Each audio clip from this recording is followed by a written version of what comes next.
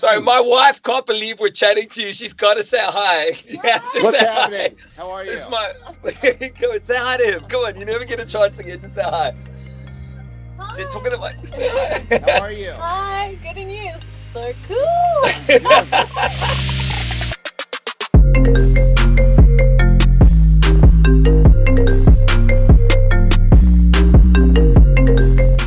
All right, beautiful. Dr. Dubrow, thank you so much for joining us this morning on 5FM. How are things on your side of the COVID-19 pandemic, sir? They're better. For the last 2.5 months, we've been home, but we're now back to work, thank goodness. So we're opening up our state of California. We're doing in-dining in restaurants very safely with physical distancing. I'm back to work. I'm operating like crazy and safely. So we're hopeful that we're on the other side of things. All right. Now, I mean, you're obviously very well known for fixing people's cosmetic surgery mistakes. Let's put it that way. Is it a case of too many bad surgeons out there? I mean, why are there so many botched procedures happening in your world? That's a good question. I think that contrary to what people might think, most of it isn't necessarily due to bad surgeons. There's a number of bad surgeons or people who really aren't trained in plastic surgery doing plastic surgery when they shouldn't be, because in your country and my country, anybody can call themselves a cosmetic surgeon. It's actually legal, but that doesn't mean they're trained in cosmetic surgery. But there's the component of that, but as well, there's just people who push it. They have one operation, they look pretty good, but they want more. They have another operation. And then ultimately, if you spin the wheel, you roll the dice, you're going to run into a complication. So the enemy of good is better in plastic surgery. Are there times where you have to say to someone, look, I'm sorry, I can't help you.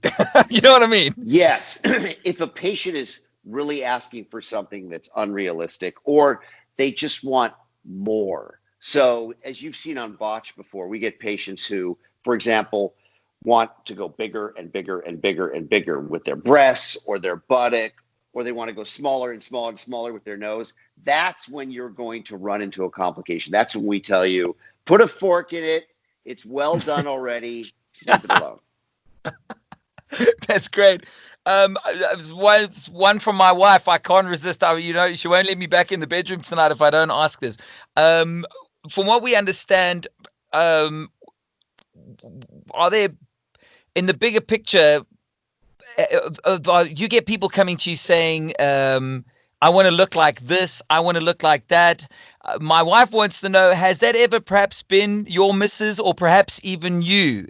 Well, let me put it this way. I wouldn't choose this face, okay?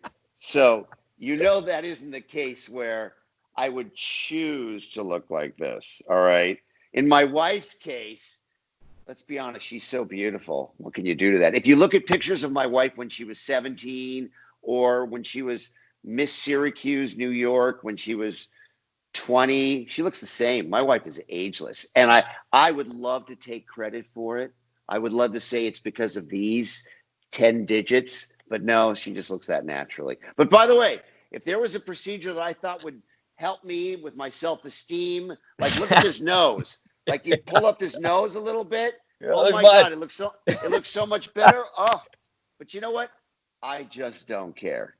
Yes, I mean you can look at mine too. I've got plenty of. Listen, there's plenty of work for you here, right? This is serious stuff. Check this nose. Yeah. By the way, I'll trade you any day. Yours is better. Oh no ways! This is this is an original Yiddish rabbi to be nose. Look at this. It's a good one. Thank you.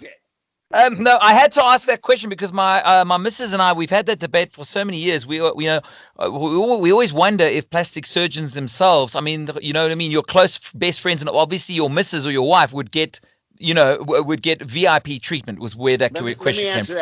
Let me answer that question for you. If you ever go to a plastic surgeons conference and you go to the cocktail party afterwards and you look at all the plastic surgeons' wives, right.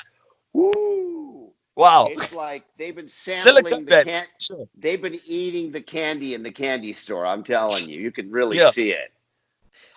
Okay, so there's a brand new season of Botched on the way. Surely, as new procedures become available, one would imagine that theoretically there would be new mistakes to be made, to be fixed. Is this the case? As procedures advance, so do the mistakes, one would imagine. And what are you kind of seeing lately, I think? And how? So this is season 6, right? So the first 5 seasons, we would get all those applications. We get like 5 to 10,000 a year.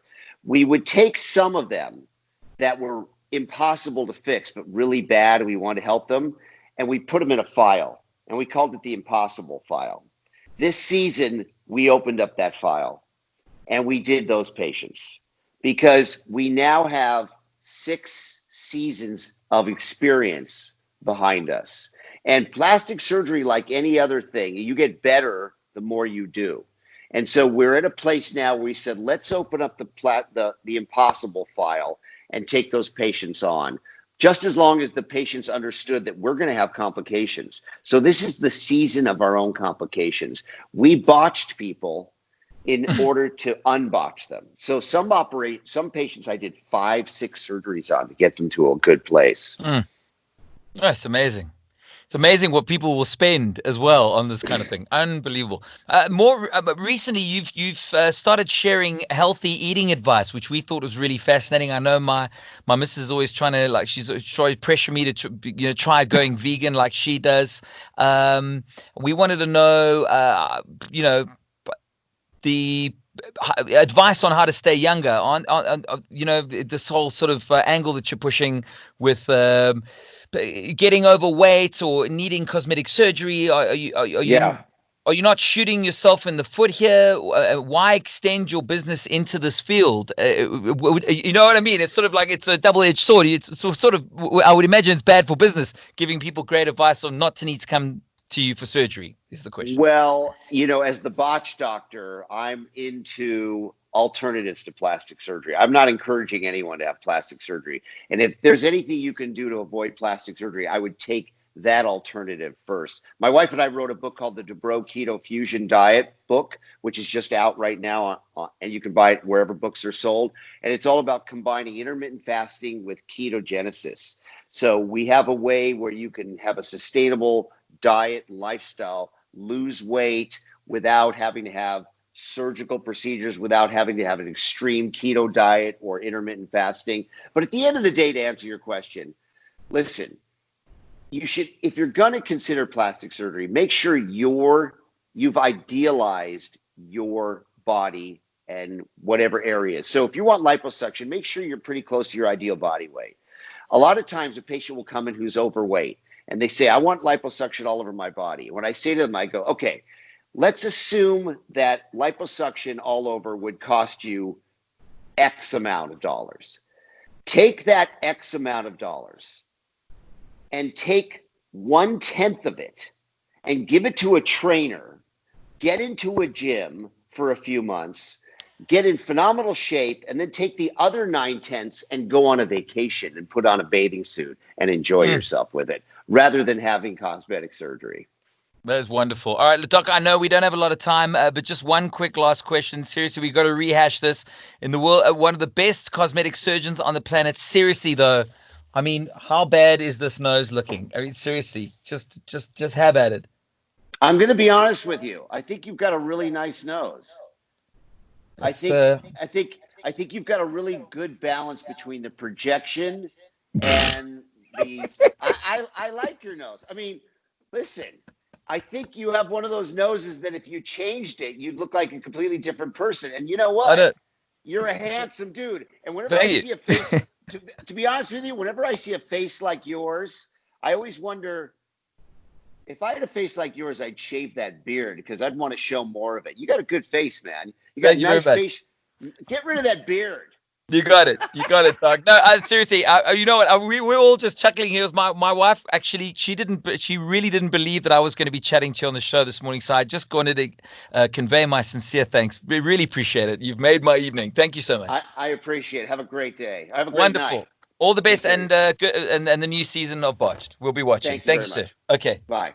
Cheers. 5FM. Watch 5FM TV on YouTube.